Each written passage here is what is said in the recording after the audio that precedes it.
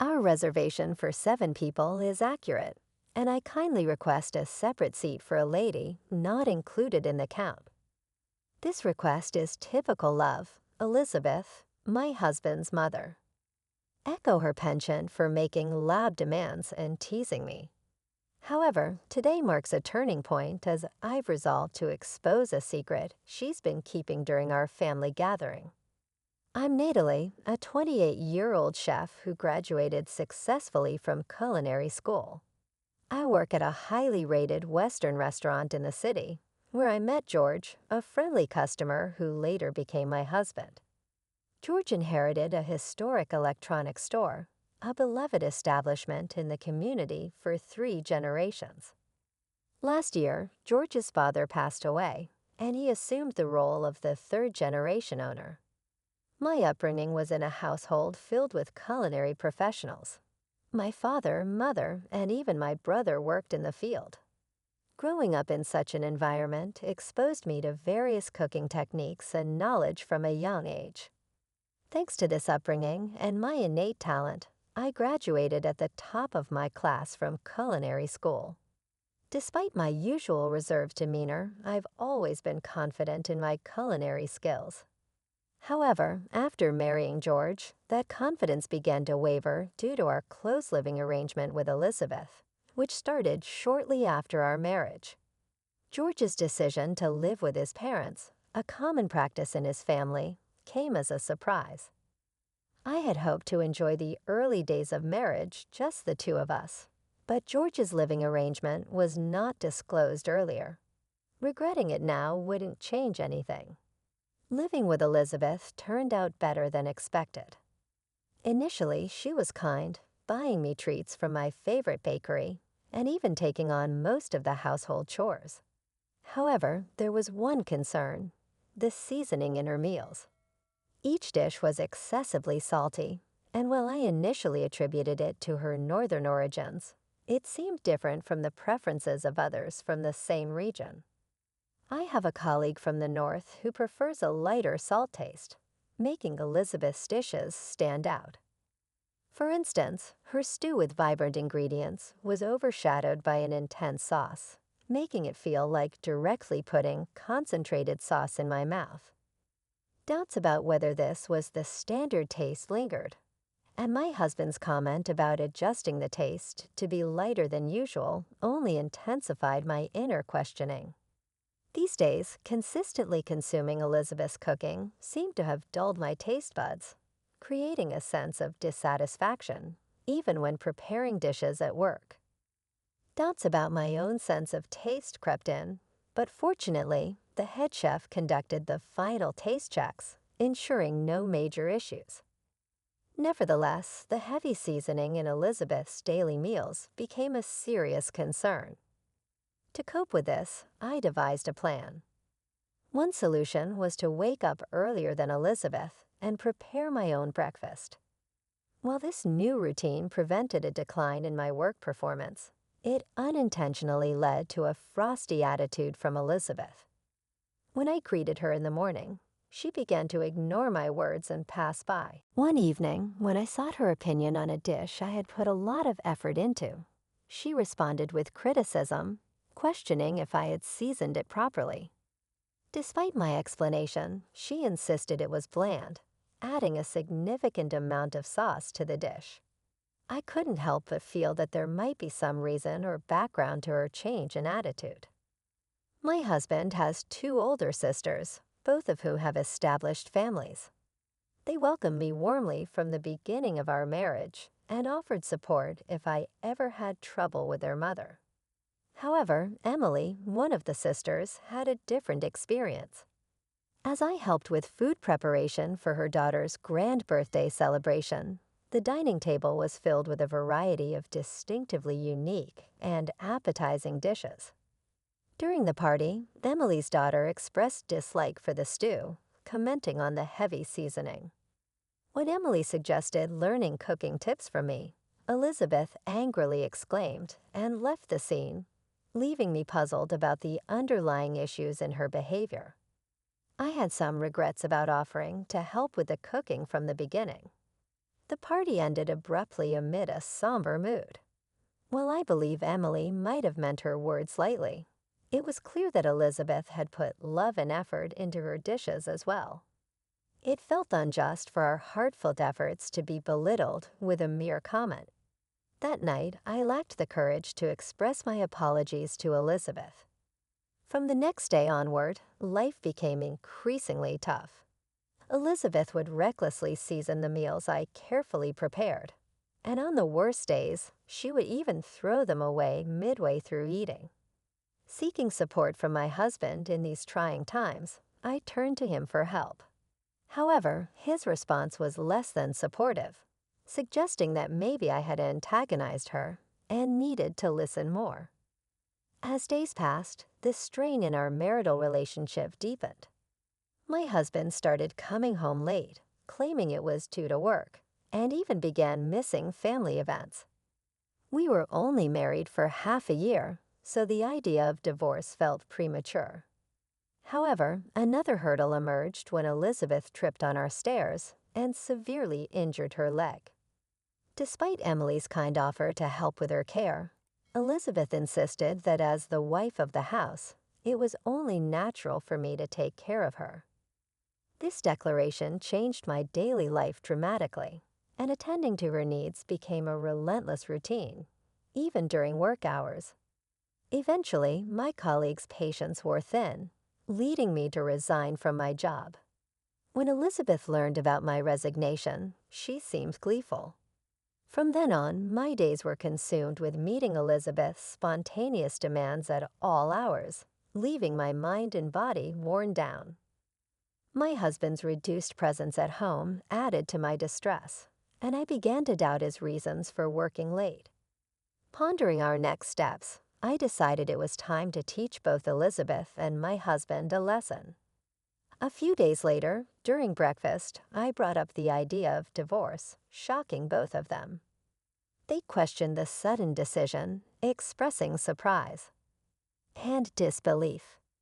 My husband even suggested that my actions could tarnish our family's reputation.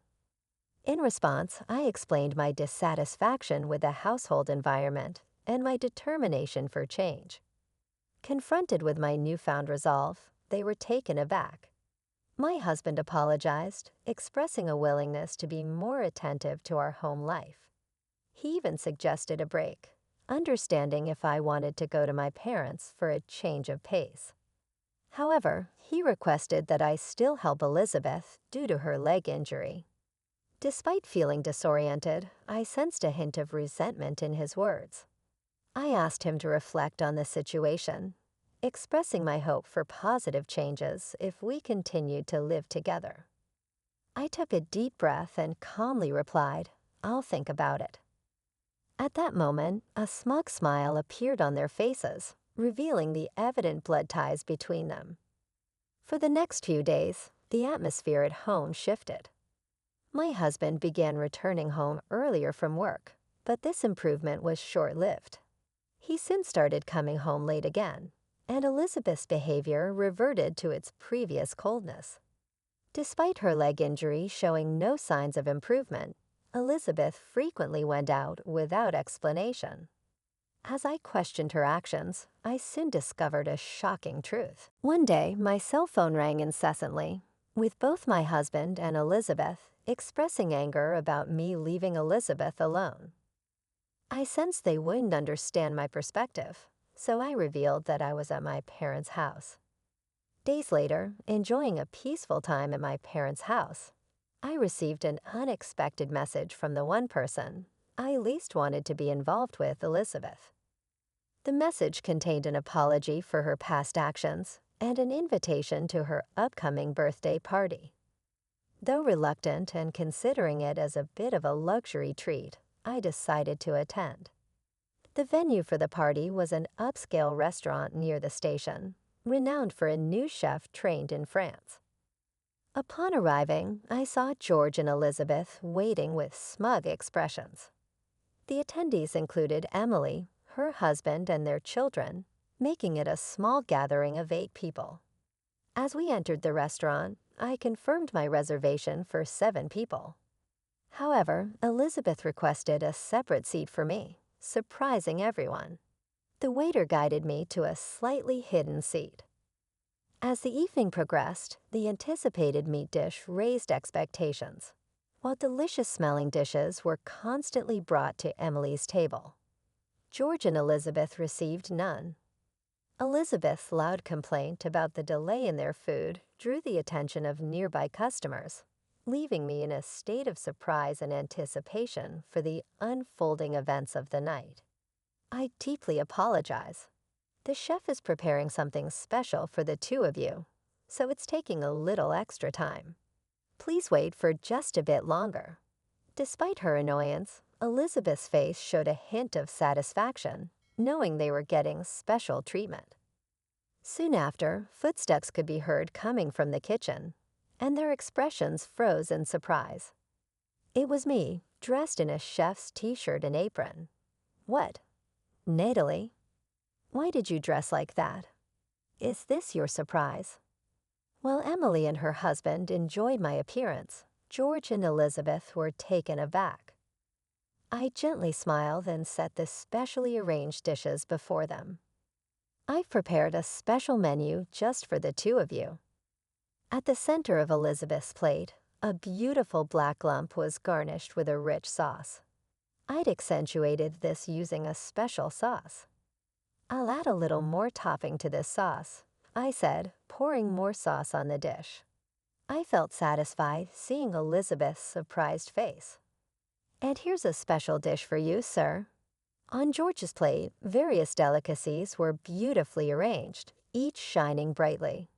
Please try it with this special sauce, I added, placing an elegant sauce bottle on the table. I watched the service as Emily's daughter laughed cheerfully, and they both looked a bit surprised yet intrigued. However, their expressions soon turned to anger. This is unbelievable. I've never seen such inappropriate service. Call the manager, George exclaimed. I calmly replied, I'm the person in charge here. Is there a problem? Elizabeth joined in. Are you the one allowing such disrespectful service? This eyes. Unforgivable. We're going to exercise our rights as customers and sue you. I continued, feel free, but we're also considering legal action for the disruption you've caused. How dare you? It turned out that they often visited this restaurant and were always demanding. The staff already saw them as problematic customers, and now with my brother Peter managing the restaurant, they were being treated impartially. Peter, Elizabeth, and George were utterly stunned upon realizing that the person in charge was my brother. In reality, this popular restaurant was a product of Peter's diligent management and hard work. They had not been informed of this fact before. Peter had previously undergone advanced training in France and couldn't attend our wedding, although he had sent a generous gift. He had never spoken with Elizabeth or George, but he remembered their faces from family pictures. We didn't know any of this. Could you explain? Emily asked, cheerful but with a slight shadow in her eyes. Actually, we came here to dine with some local vendors from the town's marketplace. It's trendy these days to have dinner in such modern restaurants. At that moment, a staff member approached politely. During your last visit, you left behind an item. Please allow me to return it. The staff member handed over a shimmering earring. Emily added, you often dine here with men wearing earrings. Isn't that a bit risky? George's face momentarily froze in surprise at Emily's question. How did I come to know of this secret? A few weeks ago, I harbored suspicions and decided to hire a detective to investigate. The result was a collection of photos depicting George enjoying dinners with another woman at this restaurant, and even moments where they entered a hotel together. To be honest, I felt more relieved than betrayed. Marrying him had been a mistake. I'm planning to file for divorce. Just be prepared. This was the first time George had openly spoken about divorce, but for me, it was an anticipated moment. Just don't forget to pay the alimony, Don't worry. I recently secured a big business deal, and financially, I'm pretty well off now. I'll gladly pay all of the alimony in full. Hearing that gave me peace of mind. Now about you, Elizabeth. Until now, she had been wide-eyed at the unfolding conversation. Known by the staff as a regular at this upscale restaurant, she seemed to be caught off guard. "What do you want from me?" she asked, defiant. "Since my husband passed away, I don't think anyone has the right to complain about my behavior." However, I had also had a detective thoroughly investigate her secrets. It turned out she had been in a secret relationship for 5 years, even though her husband had passed away just a year ago. "What are you talking about?" Emily and her siblings, hearing this for the first time, stared at their mother in shocked anger. This revelation was unbearable for them, as they deeply cherished their father. I, too, was surprised by the investigation's outcome. When I asked the detective why he knew so much about Elizabeth, it turned out that their father had once hired the same detective agency. "You deceived him for so long, even while he was still alive. And George, even while with Natalie, you were seeing another woman. How could you?" In Emily and her siblings' eyes, deep anger and disappointment shaped the tense atmosphere at our table, catching the attention of other diners who started glancing our way. We promised to resolve this matter at home and called it a night for the dinner. As I left, I high-fived the restaurant staff and Peter, expressing my gratitude. A few days later, under the stern gaze of Emily and her siblings, George and I proceeded with the formal divorce process. "Now I'm free. I won't regret anything, no matter what happens," he stated confidently. "I never expected this outcome. Even after I told you about my bad leg, I never imagined being treated this way," Elizabeth said. "Watch your step," I replied. She recoiled in surprise. In truth, her leg had already healed, yet she had been pretending to be in pain to maintain a superior attitude towards me. Her behavior once again left me in shock. From now on, both she and my husband will be strangers. Although our marriage ended within a short span of a year, I had no regrets whatsoever. When I checked my bank account, I was shocked to see that the alimony from both my husband and his mistress had been deposited simultaneously. It seemed like my husband covered her share as well. Knowing this fact, I could finally view them as no longer being a part of my life. Subsequently, there were some interesting developments regarding my husband and his mistress's relationship. He had gone into debt to pay the hefty alimony, but shortly after our divorce was finalized, she dumped him quite easily. From the information I received from Emily, it was revealed that the woman is infamous in the area for targeting married men. After the episode at the restaurant, we were informed by Peter that the regular patrons were also fed up with George and Elizabeth's antics, and they were elated by our surprise. From then on, the restaurant strictly prohibited those two from entering. Moreover, their dishonest attitudes quickly became known throughout the community. A major contract that my husband had been boasting about was eventually canceled, and his electronics store, sustained by the deep trust of the local community, now faced a challenging future. Elizabeth's subsequent life became quite difficult.